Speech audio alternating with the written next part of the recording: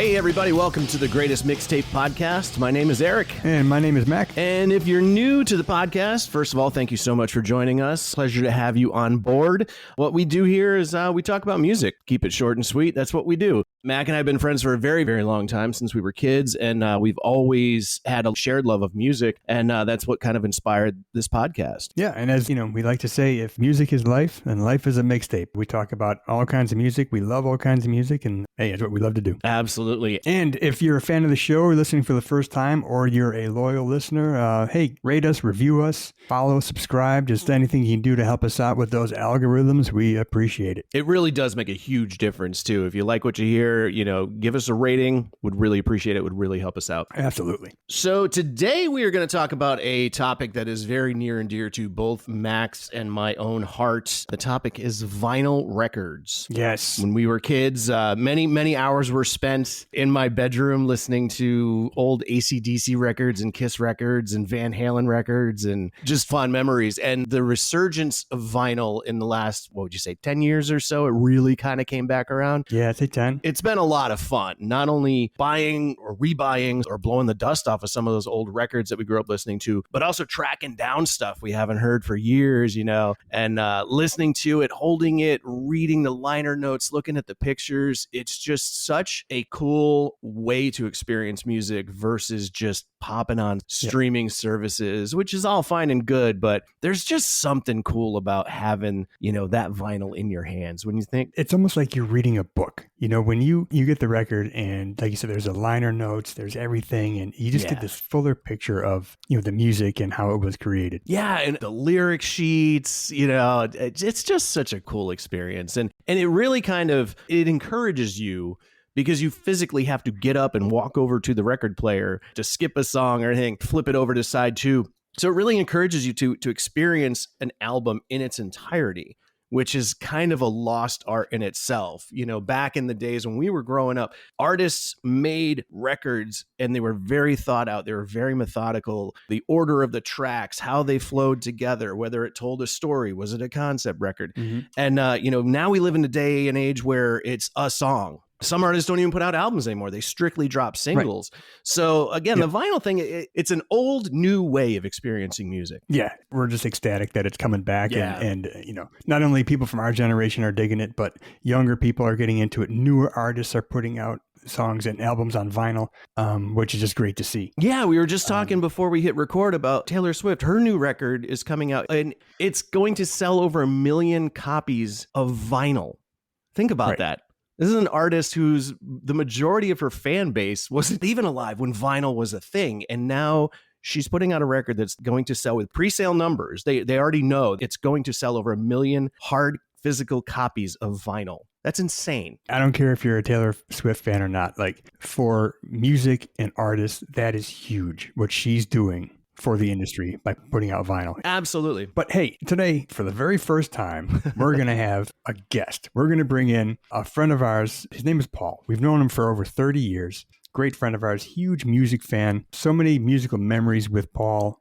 Paul and I met in 1992 at a Saigon Kick concert. That's so great, dude. I love that story. If memory serves, it was during Love Is On The Way, and our eyes met, and the rest is history. Actually, at that show, Matt Kramer, the lead singer of Saigon Kick, jumped into the crowd, feet first, and kicked me square in the jaw. So that's what happened. That's what And I wasn't mad at him then for it, and I'm not mad at him now. That was a great time. But anyways, Paul, we're bringing him on because he's the owner of Vintage Marché in St. Petersburg, Florida. It's Tampa Bay's largest monthly vintage market, and they see a lot of classic vintage vinyl being bought and sold. So we wanted to bring Paul in to kind of break that down for us, what he's seeing, what the trends are. So let's bring him in. Paul, come on in. Hey guys, how you doing? All right. Good, man. How are you, buddy? Yeah, I'm fantastic. And when Mac brought up the whole Saigon Kick, Love Is On The Way, he left out the part when I see it on my Sirius, when I'm driving and it comes on, I always do a little screenshot and send it to him. I'll be like, thinking of you,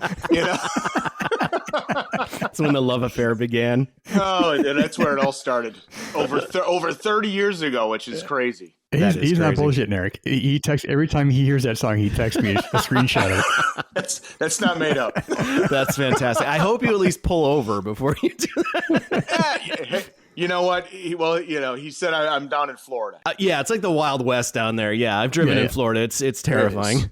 Yeah. Everybody's sending their friends screenshots while they're on the highway. Yeah, and they're taking pictures of their screen. Yeah, send it. Everybody. That's what we do. Paul, so tell us a little bit about Vintage Marche and what you have going on down there. Well, we have 15,000 square feet of anything vintage. It has to be at least 25 years or older. And it's everything from salt and pepper shakers to sofas to, decor, everything. Of course, vinyl has become just such a huge thing. It's amazing how fanatical the young and old, young kids are getting really into it too. But we've added that. We have vintage clothing. It's just anything old, cool, retro, like one-of-a-kind type stuff is what we really love to try to find and bring it to our customer base, which really show us a lot of love and support down here. Yeah, and like as it relates to the vendors that are in the market and those selling vinyl, what are you seeing? Like what's popular? Is it a certain style of music, or a certain era, or is it, what are you seeing? Well, our vinyl area is always just packed. And you will see young and old. I see like a lot of young kids, and I would say 16, to 20 years old, digging through the vinyl, and they're looking at stuff that bands that that you would never even know that they would know existed. And I did talk to a girl, and this wasn't because of this upcoming interview with you guys. I just asked her. I said, "What what do you like? What are you into?" She really was into it for the artwork. They love the graphics, cool. and then they're like, the music is like almost like a secondary thing because they like to explore the music too, and they're learning something new because a lot of times some of this vinyl is so obscure. So it's just a whole new experience for them to like kind of like what Mac was hitting on before and you guys were talking about. It's just this exploratory thing where you go in and you just explore a physical thing that you can hold. It's not this digital thing on your phone. It's something tangible that you can have, and you could put it on your wall, and look at it. All kinds of amazing graphics and the amount of effort that they put in back then. It's cool that you bring that up because I didn't think about that before we hit record on this tonight. But yeah, that's really an interesting thought because we would do that when we were kids. We'd go to the record stores and I used to buy records from bands that I'd never even heard. If they looked cool or the album had cool artwork, I would come home with records all the time. Some of the bands are still in my heavy rotation. So that's cool that still exists. That's still a thing for younger, consumers. Yeah, most definitely. Yeah, a lot of the trippy kind of 60s kind of graphics, like they're into that, Oh, it's so cool. Yeah, for sure. And we're not a bunch of grumpy old men here. I hate technology. And we've moved and evolved with the technology. Again, we started out with vinyl and cassette tapes and then CDs. And now here we are in the digital age. And hey, we're all in. I get it. Like it's, digital music sounds great. It's easy to use. It's the ease of use is absolutely. Yeah. But there's something about holding that vinyl. Yeah. Like what you were saying, these 18, 20-year-old kids, vinyl was dead from like 95 to like 2000 and, maybe 10. Records, you'd see them at the curb. Nobody wanted them. Luckily, I held on to them, and mainly for the graphics. It was like at one point, because I didn't even have a turntable, couldn't listen to them. But I'm like, I'm not giving these things away. There's no way in hell, right. I think I went a good 10, 20 years with a whole stack of records, but no turntable. Oh, same. They sat in a box in my closet, but I was not getting rid of them. It was part of my youth, I had no idea. I'm not claiming I had I'm not Nostradamus. I didn't know that they were going to come back. I just didn't feel right getting rid of them. They were still cool to me. And luckily, like you said, what's old is new again or whatever. And yeah, they're back. So I'm so glad I hung on to those. And what's even funnier is I have records that as the medium was dying, I would go and buy bargain basement stuff. I have records in my collection that have like 99-cent stickers on them that are on eBay now for like $80 for this record. I bought it for $1, you know? Yeah, it's amazing what's happening right now with the whole thing. And I'll probably shock you with some prices. Part of my job is like looking stuff up and seeing what things are worth because we come across crates of vinyl and it's like, if it's a first pressing, they're like stamps or coins. It comes down to condition. It comes down to a lot of different things that factor into the value. And I'll be honest with you, I just looked up an an album a couple of weeks ago, and I'm like, the darn thing was worth $200, and I was about to put $10 on it just to let it rip, because no, it's amazing. So, and I'm guessing just based on the market, you're one weekend a month, building anticipation and excitement. People come in. I'm guessing there's a lot of turnover with the vinyl. Like there's not week to week, you're not seeing the same vinyl, for sale. No, it's a well-curated collection. And I always say on my little live in my videos, I say, we're not the biggest record store by any means in town. I mean, there's a lot of vinyl places. However, this is a well-curated, maybe, I don't even know how many records. We'll say 5,000 albums that we have. But it's well-curated. It's gone through every single month. And I love all music. But, a lot of the vinyl that you find now, if you go to a garage sale, it's like big band, something that just to find that holy grail, Michael Jackson Thriller album, first pressing or something like that. Or if, in our, what we like, you find like a first pressing of like, we'll say Metallica's Kill 'Em All. Yeah. Like the first pressing and it's on Megaforce Records. So you'd want to find out when and who pressed the first of that particular album. That record, you're talking $250 to $400. And if you were disciplined and didn't open it, you might be closer to $600. The prices just start getting nuts. And I think that leads us to where we're going next in this conversation, I think, is the appeal of vinyl to us personally. Yeah. Because like Eric was saying, like we don't buy these to keep them wrapped up in plastic and not enjoy them. Exactly. Yeah. Exactly. Sure. You can. I'm not going to sit here and argue. Like I'm not an audiophile. I'm not going to argue about which medium sounds better, which is better audio. But for me, like vinyl, it's I like the imperfections in the sound. Right. There's some sort of nostalgia for me, like the artwork, the liner notes. I don't know. For me, that's the draw. It just makes the music more interesting. But what about you guys? Well, for me, I like I just like the physical interaction with it too. You got to cue the needle over. You got the little arm, you drop it down. You got to look at the album to figure, if you haven't memorized the tracks, you got to go to track 3. You see the little lines in the vinyl. It's like, okay, I got to slide the little arm over, drop it down onto that track. It's like an interactive thing. And it's so crude and we're so used to just hitting next on our phone, where this is a physical thing. Like you got to go over and physically do it when the record's over. You only get half the album on, and then you got to go over and flip the record over.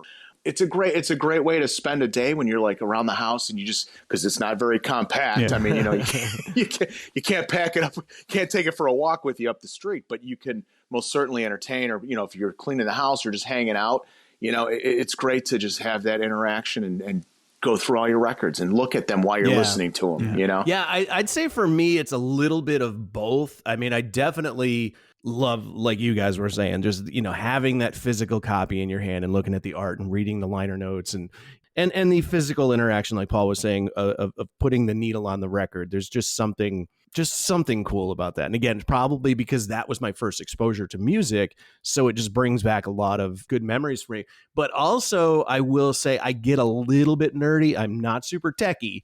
So I'm not going to sit here and explain to you how or why, but certain records were made to be pressed on vinyl. I mean, you buy something from the 70s, a Fleetwood Mac record or something like that. I mean, that's what that was the medium at the time, was vinyl records. So those albums were made to be pressed on vinyl. So when you listen to them streamed versus, listening to the vinyl copy or even a CD, it just sounds better, man. It's warmer. It was meant to be played that way. I'm a huge Nine Inch Nails fan. Trent Reznor makes albums and masters them in a way so that they sound best on vinyl. And when you slap headphones, now if you really want to go down the rabbit hole, put your headphones on. Don't just blast it while you're like cleaning the house. But listen to a Nine Inch Nails record with really good headphones on, and it'll blow your freaking mind, man. You just hear things that you didn't hear before, and things just sound a certain way. And like I said, there's this warmth to it. Pink Floyd is another one. Listen to Dark Side of the Moon on vinyl, and then listen to an old CD copy or stream it, and it's just not the same. So again, without getting too crazy, I do really appreciate the sound quality of it as well. But I'm not going to say that's why I listen to vinyl. I listen to vinyl because it's fun for me, and I like that physical copy of the record. And on another note too, which you kind of touched on, which sparked my memory, and you guys did this, I know you did. You would take your record and spin it backwards, always looking for. which is super good for your needle, by the way. You should It always really do. is. Oh yeah. Probably good for the record too. Maybe Oh, I'm yeah. not sure. Yeah. But they wanted you to try to find that stuff because you say, why did they? What was that word they just said? And you're like, but then you're like, oh wait a minute. Then you go backwards, and it's like then you figure out what it is. Yeah, well, and of course, we were around during the Satanic Panic in the 80s, and so all these records that supposedly had these backwards messages on them and everything. So yeah, I've ruined more than probably a couple needles trying to find out what exactly Judas Priest was saying, and turns out it was nothing.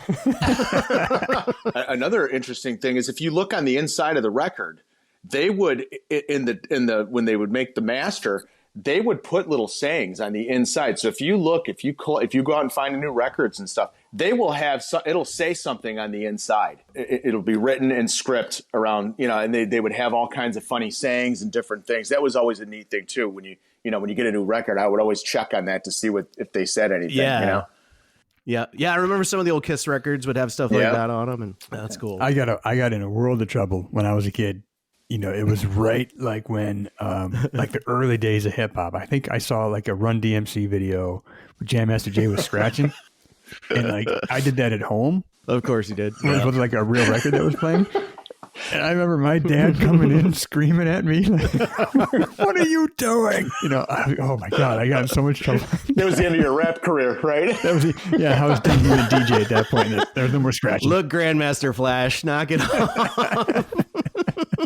Dad was pissed. Yeah, I luckily never got caught. I'm not going to say I never did that, but I never got caught doing that. My mom would have kicked my ass. That was too. the one and only time I ever did it. Of course, Dad walked in.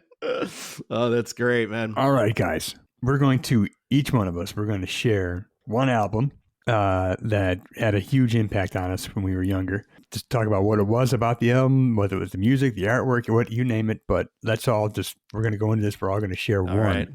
So who wants to go first here? Who's jumping in? Well, we should have our guest go first. Oh, that's right. Not to put you on the spot or Guest anything, first, Paul, but please. Where is your manners, Mac?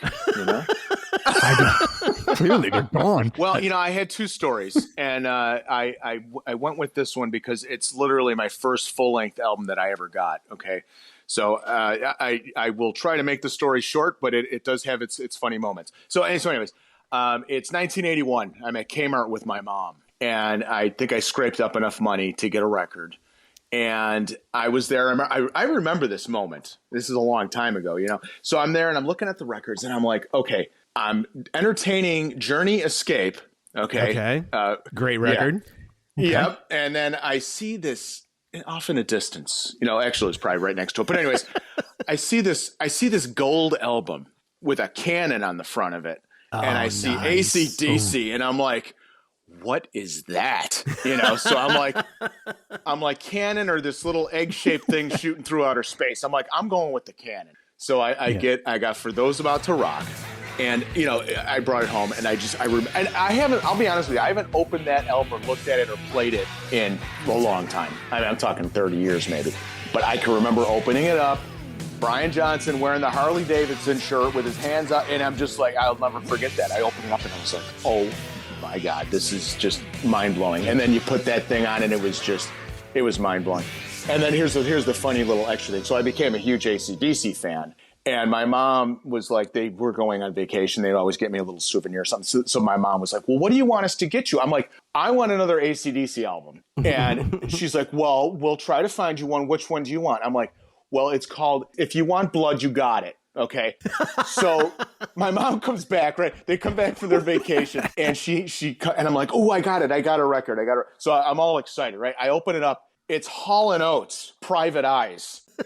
And I was just like not happy. I was like, what is this Private Eyes thing? And she goes, I saw the front of that album cover. She goes, I'm not getting you that. Which made me want it more. Oh, yeah. Angus has the guitar through his chest, right? Yeah. It's like, yeah. And then I think on the back, isn't he like laying in a pool of blood or something? I believe so, yes. So, and at the time, it's 19. So I was like 10 or 11. And so my babysitter came over. I'm like, I don't even want this. And I gave it to her, and she's like, because she liked Hall & Oates. So that's long story short. That record's worth about $120 now, unopened, because I never would have opened it if I would have just kept it. But that's So that's my story of my first record. That's awesome. Yeah, that album has actually come up a couple times on this podcast because that is one of the albums that I sort of inherited from one of my older brothers that Mac and I would listen to, in my room, like I was talking about earlier. That album is amazing. Yeah. I love that record to this day. Still have it. Still have it. All right. You guys ready? I'm going to show you the one I almost chose. Oh, you brought visual aids? Oh, man. Yes. Quiet Riot, Metal That's Health. a great record, man. Nice. My first metal album. Good way to start. We'll call it. Yeah, so this is the one I almost went with because just, the first two tracks. Oh, yeah. Metal Health, Come On Feel the Noise. Classic. Okay, but the one I chose to discuss today, first album I bought with my own money. Another good one. Yep. 1984 by Van Halen. Another stellar record, man. And this was when I really became a Van Halen fan. I was kind of too young for everything before that. Sure. I had a little bit of exposure to Diver Down, with Pretty Woman, but 1984, when they just blew up when it came out, the video for Jump, the single got released before the album, so the excitement for 1984 was just, it was incredible, right? Everybody had to have 1984. The great cover artwork, with the angelic little baby smoking cigarettes. Which, and again, Paul, the same thing. I'm in the store, and I got my own money and I'm going to buy this. And, my dad's looking at me like, are you fucking kidding me? Like, you think you're going to buy, why is there a baby smoking cigarettes? I'm like, just trust me, Dad, trust me. But I mean, the back cover has these just incredible photos of the band. Yeah. And just, it's loaded with hits. Just Jump, Panama, Top Jimmy, Drop Dead Legs, Hot for Teacher, I'll Wait. The album is just Stacked. Loaded. But more than the music, this was the first album that I studied the liner notes. I not only learned every word to every song, but I started realizing that music was more than just four dudes playing instruments. Mm-hmm. I learned, it was produced by Ted Templeman, and then I would see his name pop up elsewhere. 1984 was recorded at 5150, which became, the title of the next album. Then I learned about the existence of all these different personnel I'd never heard of before in my life. Guitar, drum, bass techs, bookkeepers. They had their personal secretary, their tour manager, fan club manager, stage manager. They had all these people, their names listed out on the liner notes. And that's kind of, it was like an education for me. Like, oh, this is a business. This is an industry. It takes a ton of people to make this band happen. So that's why I chose 1984, because I just would sit in my room and play that album endlessly and just study those liner notes and just learn about the music industry and all the people involved in making it happen. And let's not move on until we talk about at least a couple of those videos as well. Oh my God, dude. I mean, that was when MTV played music videos. And Van Halen was in heavy rotation, and they made some of the best videos, man. I mean, all of those videos are so good. Panama, and they're cruising around LA in the old drop top. I think it was a Caddy. Jump is a fantastic video. Of course, Hot for Teacher as a teenage boy. That video made you feel away, but yeah, God, they were just so good. But you're right, that album encapsulated a period of time that, like you said, videos were blowing up, and Van Halen figured it out. They had this great formula. They always made great videos. The music was great, and they introduced the synthesizers right at that time, which was new to them, new to kind of everybody, with just Eddie's artistry when it came to switching from guitar to synthesizer and everything. So it was a great album musically, but like I said, everything else about it, I just jumped into it and learned so much just reading the liner notes. That's cool, man. And Van Halen, too, let's not forget, they also kind of brought hard rock / heavy metal to the masses, because until Van Halen came along, hard rock and heavy metal was dude music. You know what I mean? And it was like ugly dudes pumping their fists in the air, and we all loved it. We ate it up. But Van Halen was like cute. They smiled when they played their instruments. They had great hair. So all of a sudden, you start going to hard rock and metal shows, and there was a whole lot more females in the audience. And that's all Van Halen, man. And then, of course, the 80s LA glam scene that followed, that was them that kicked that door open, man. So for sure. And didn't lose an ounce of credibility either. They were such a good band and wrote such good songs and were such amazing musicians that people didn't hate them for it. you know? Right. I mean, and then again, Jump is really a song about nothing. I mean, we think about it lyrically, there's nothing going on there, but it's just fun. It just works. No one cares. Like, it's just the musicianship and everything's perfect about it. Who cares that the lyrics don't make any sense? Who cares? It doesn't matter. 100%. That's cool, man. All right, Eric, what do you got? Yeah, so mine, I had, much like you, I had two in mind, and I'll kind of roll them into one because it's the same story. When I was 7 years old, I have a cousin she's roughly 10 years older than me, and we were over at my aunt and uncle's house, and for whatever reason, my brothers and my cousin let me join them, you know, in my cousin's room listening to music because I was much younger than them. I often got, you know, excluded from stuff like that, but they let me hang out with them. And she put these records on, and I lost my freaking mind. I mean, to the point where she gave me 2 records to take home with me. And those 2 records are Kiss Alive 1 and Rock and Roll Over by Kiss. And at the risk of sounding cliche or overly dramatic, that moment changed my life probably more than just about anything else that's come since, with the exception of marrying my beautiful wife. Of course, throw that in there so I don't get my ass kicked later on. Seriously, that set me on a path because it blew my mind. I mean, I loved the music. The songs were so catchy. You know, the image, these like superhero looking dudes with these crazy costumes and this makeup and blood and fire. It was literally life-changing for me, and to the point where I got into playing music. I got into performing music. I hung out with degenerate dirtbags like you guys. I probably... So those 2 records, yeah, they really hold a very, very special place in my heart. I still have them to this day. Those are 2 that were in the box that were in the closet. But yeah, literally changed my life when I got those 2 records. I got to go back to something we talked about a little earlier. It triggered a memory with Paul here. So when we were talking about playing records backwards. So I don't know if you remember, back when Eddie Murphy was on Saturday Night Live, he did this sketch with Joe Piscopo when Eddie played a character named Clarence, who was the 5th Beatle. Yes, dude. Right? Yes.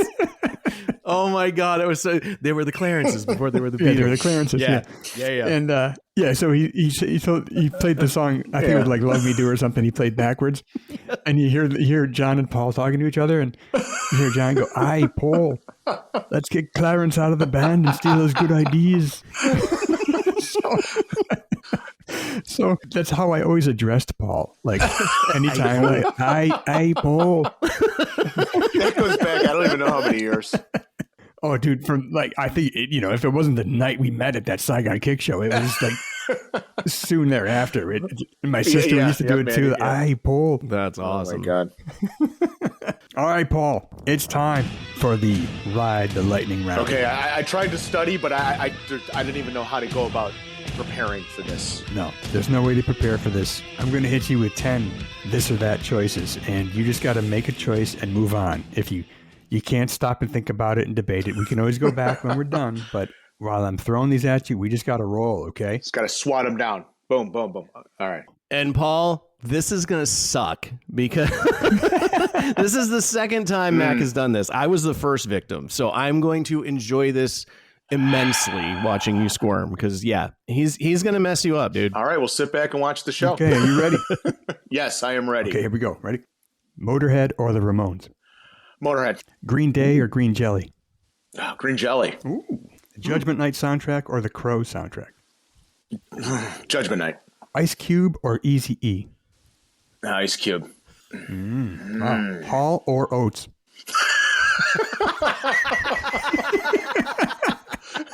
Oates. It's the mustache, isn't it? Yeah. Type O Negative or King Diamond? Oh. No. Type out. Oh, that's mean. Typo. Vanilla Ice or Snow? Snow. Oh, wow. Okay. Yeah. Wow, Yeah, no, did Snow not see for that sure, coming. Yeah.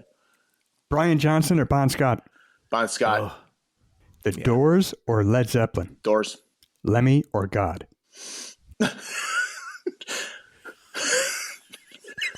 Lemmy. It's a trick question, dickhead. Lemmy is God. Lemmy is God. That's why it was so hard. I couldn't figure it out. Dude. You did much better than I did. You rapid fire answered those questions, man. I struggled. And you did a couple, you rehashed one or two in there. Because I think you gave me Brian Johnson or Bon Scott. Did I? Did you not? I think you did. I definitely did the Lemmy or God thing, but. Yeah, you definitely did that. And I hit you with 20, so I only did 10 with Paul. Oh, okay. Yeah. Okay. There was definitely an AC/DC one in there. Yeah, Maybe yeah, it wasn't yeah. Brian Johnson. Bon Some Scott. of them, Anyway. some of them were pretty easy. Oh, it was Angus or Malcolm. Oh, that's what it was. Yeah, yeah. Okay. Yep. Again, which, I mean, it's like choosing your children. How do you pick? Okay, Paul, is there anything you want to go back and defend or explain? Yeah. What was the? It was the choosing between Lemmy. What was the one that was Lemmy choosing between Lemmy and? Oh, that was the remote. Was it Motorhead and the Ramones? Yeah, yeah. Oh, Motorhead and Ramones. Yeah. That's tough. And I shot it out quick because I'm like I had to be quick, and I'm like, ooh, that hurts. You know, I'm like because that. I'm like I don't know. That's the I'm point, like Paul. that's it's like Sophie's Choice or something. I mean, what do? You know, you just That's exactly what I said, dude. I'm like, this is some Sophie's Choice shit, Sophie's man. Choice shit right there. You know, because I'm like I tell you, I did not see the whole Hall or Oates thing, and you went with Oates. I didn't see that coming. Well, I mean, Hall and Oates is Hall and Oates. I mean, how you can't have one without the other. I mean, I don't know. And he took Snow over Vanilla Ice? Yeah, that was interesting. Informa? I mean, what do you? Informa? What the hell was that? Informa? Is that how to say it up in Canada? I don't know, Dude. Oh, man.